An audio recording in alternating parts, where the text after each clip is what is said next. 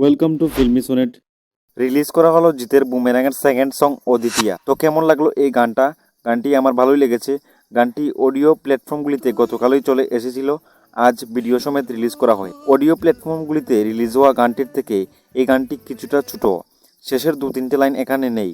গানটি শুরু হয় স্লো মোশনের মাধ্যমে।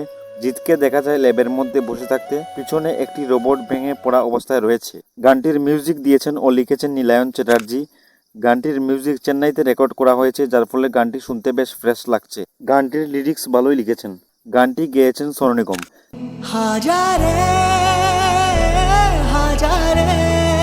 জিতের গান সোনু নিগমের গলায় বেশ ভালো মানায়, তা জিতের পুরনো গানগুলি দেখলেই বোঝা যায়।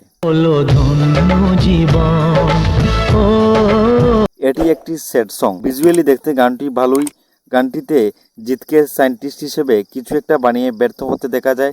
তাকে খুব দুঃখিতভাবে প্রেজেন্ট করা হয়েছে এবং রুক্মিণীর সাথে তার বিচ্ছেদ হয়।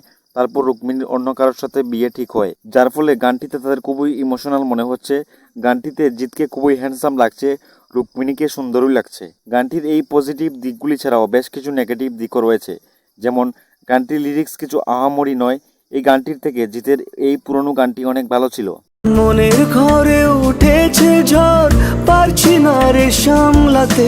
এই গানটি কাছের মানুষ সিনেমার মুক্তি দাও গানটির সাথে মিল রয়েছে। বর্তমানে এই গানগুলি রিভিউয়াররা ঠিকই ভালো বলছে, কিন্তু দর্শকদের ততটাও ভালো লাগছে না, যার ফলে খুব বেশি যে ভিউজ হবে সেটাও মনে হচ্ছে না।